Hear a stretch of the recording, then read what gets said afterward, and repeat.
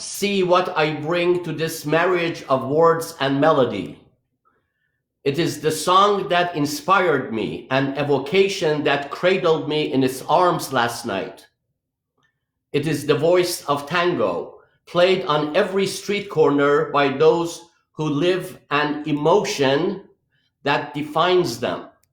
It is the voice of tango played on every street corner by those who live an emotion that defines them.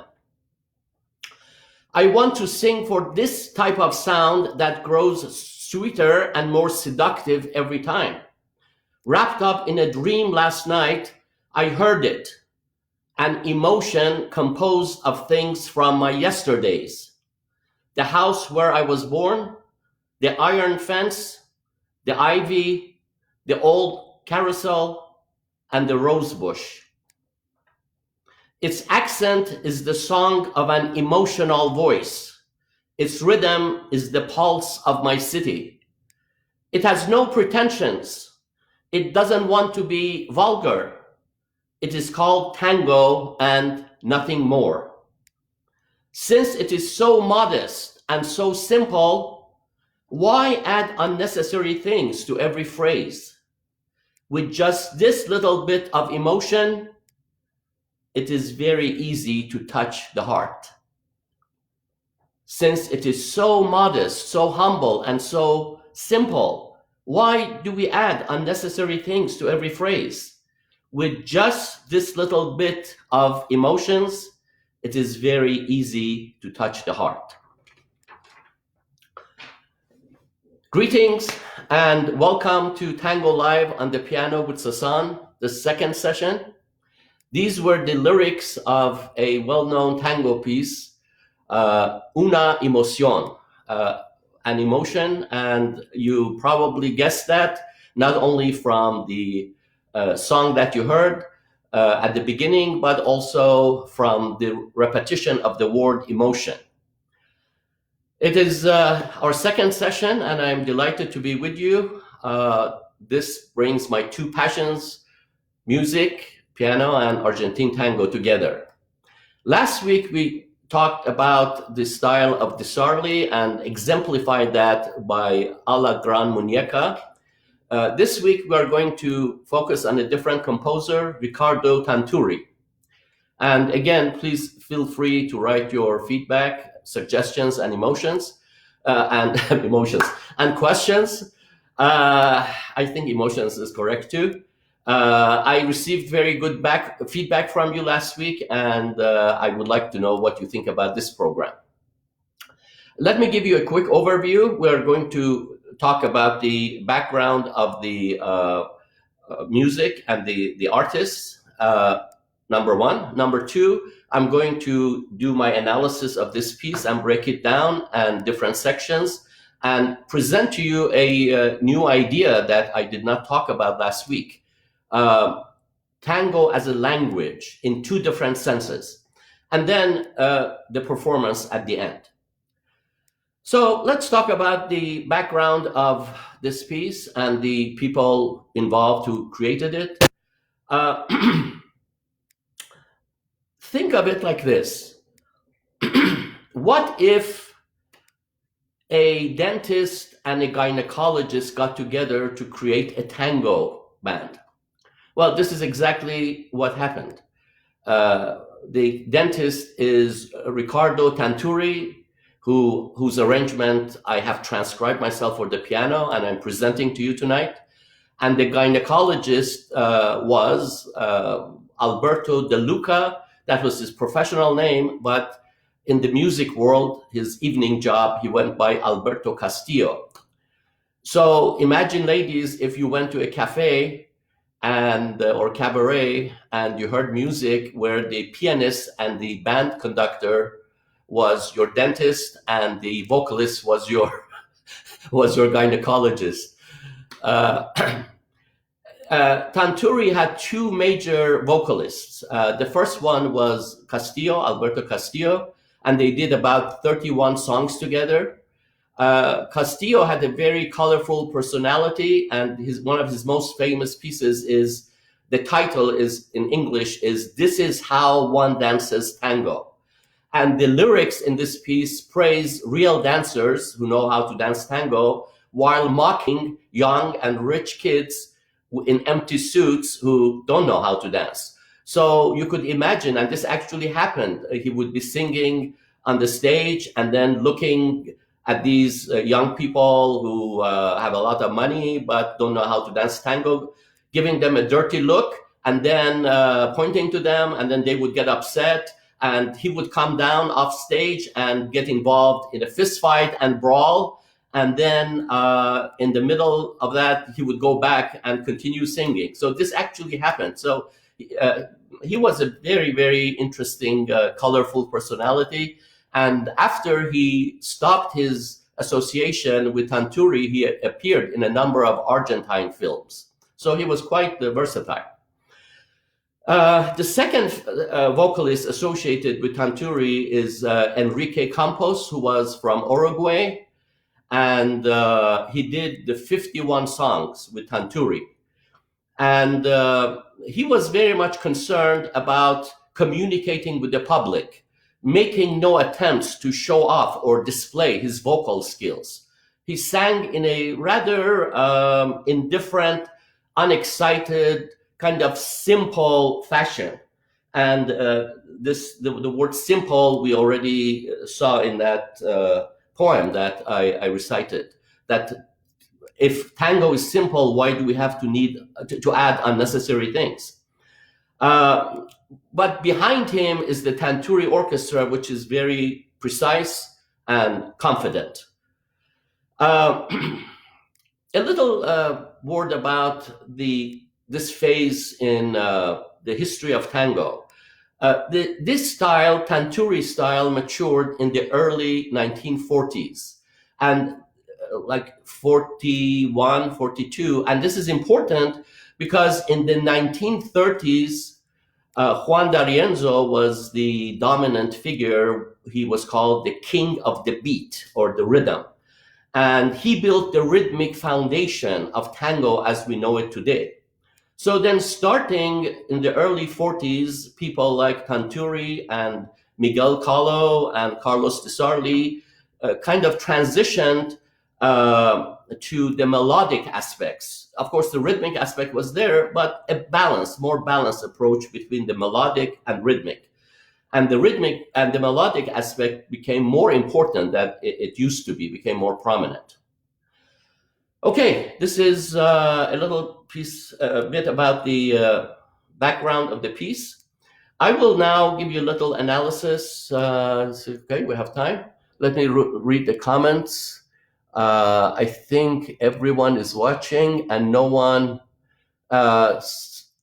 some people are saying they have no sound. They cannot hear the sound. I don't know why. Maybe it has to do with your machine. Could you please, those who cannot hear the sound, please check your... so if one person can hear the sound, it's okay. If someone can send a message, telling me if they can hear the sound.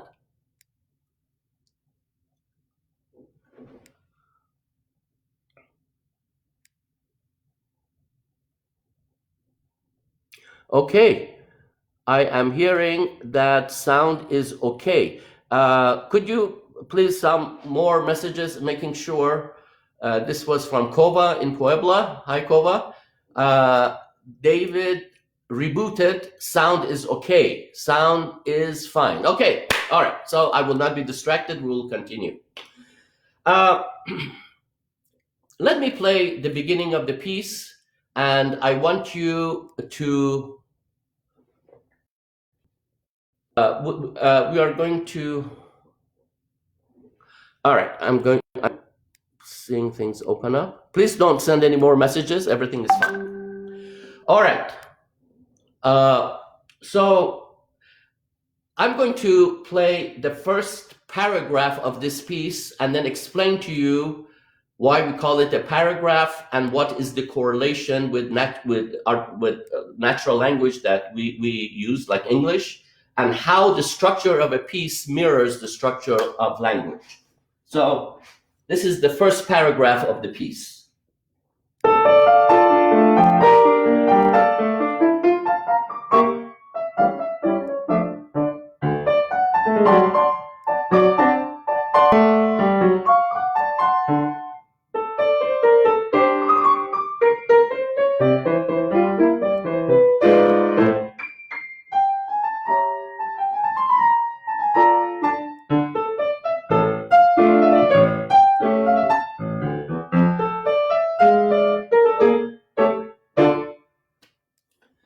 Now, where does this idea of paragraph come from? So if you look at this, tango music as structured language. So in language, at the very bottom, we have the letters of the alphabet, in English 26. Several letters form words. Several words form a phrase or a very short sentence. Then a long, complicated, sophisticated sentence consists of multiple phrases, such as separated by comma, by colon, by semicolon, and so forth. And then several sentences make a paragraph. Several paragraphs make the entire work, which, let's say, is an essay. So each one of these tango pieces is an essay that consists of multiple paragraphs, each paragraph of multiple sentences, each sentence of multiple phrases, each phrase multiple words, each word multiple letters. Now, how does this correspond to music? Each letter is one note. So this is one letter. This is another letter, the third one. Or these four letters make a word. There are two basic sections to this piece that repeat. In the first section, the focus, the main idea is the theme that consists of four notes, and you hear that repeated. So you hear, not here, again here, 1, 2, 3, 4, and then again.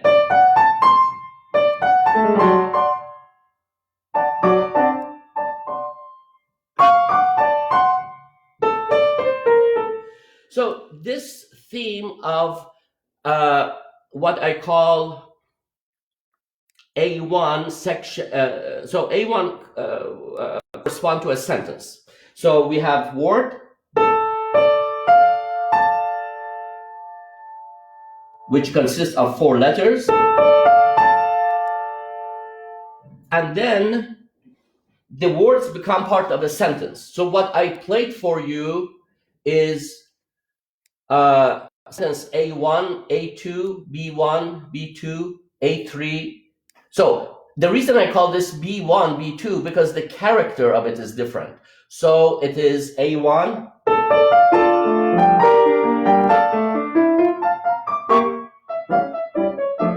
that's A1. And it's 8 beats, the famous 8 beats of tango. If you count that, that is 8 beats. Now we go to A2.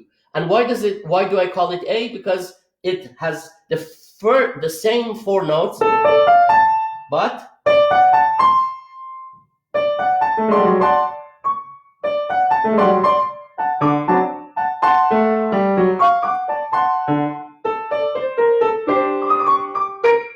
that is A2. B1 is a different feeling, a different phraseology, and it starts in the major key, not minor.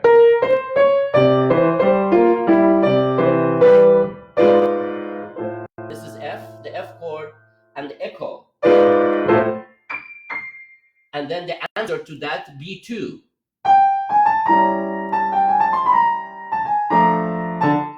And and then A3, I call it A because the 4 notes come back.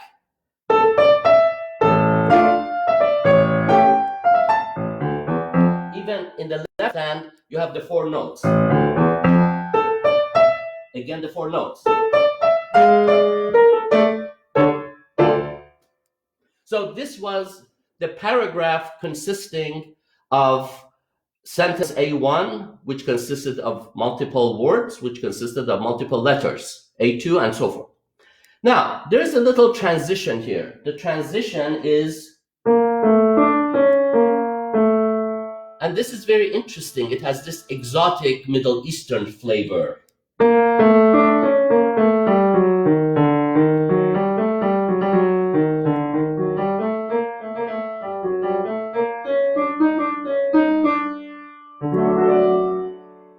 So the transition takes us to paragraph 2, which has completely different themes. So the transition was, and later we hear it here. Okay, now we go to paragraph 2, which has a different theme consisting of 5 notes. The first one was 4 notes, this is 5 notes. 1, 2, 3, 4, 5. But it comes in phrases of 2. So it is,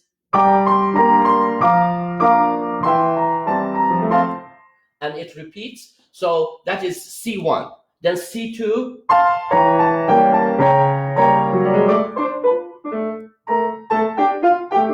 That is C2. And then C3.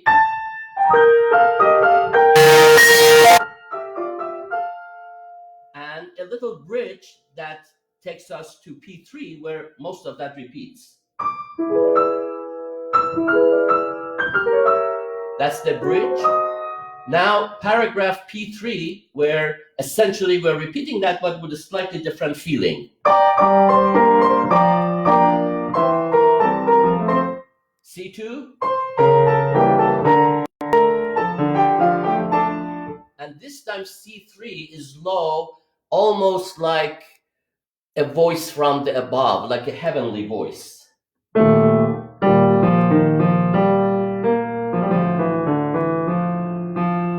And now the bridge to.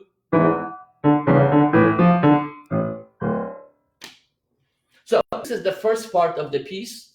And as you can see, it pretty much repeats, but not exactly verbatim. I'm not repeating exactly the same thing.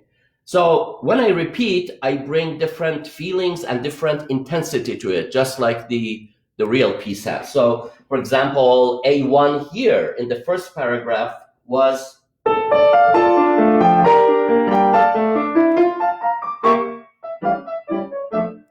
but this A1 is different. The same notes, the same melody, but much stronger and more powerful.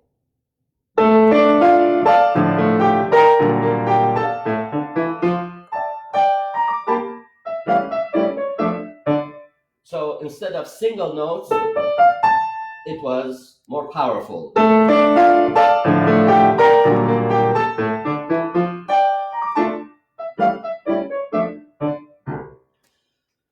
And so it goes through the same structure, the paragraph 4, which is like 1, and then the transition, then paragraph 5, and then paragraph 6. And so let me play from somewhere here, like C3. I think you see that, C3 and the bridge, because the ending is very interesting. So C3, this C3 would be, again, the voice from the above.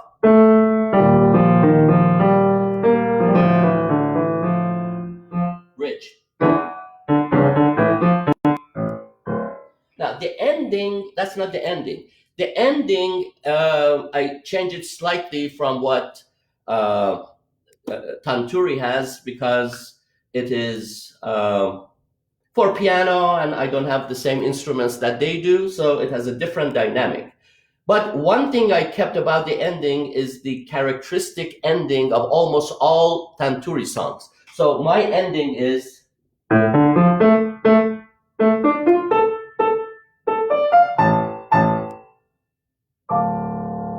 Now, this is interesting because typically you expect, but in Tanturi, there's always that delay, a phase delay. He gives you the note before the last note, and when you sing it or you expect it, or God forbid, you step to it, he surprises you with a blank, and then he gives you the last note at the end.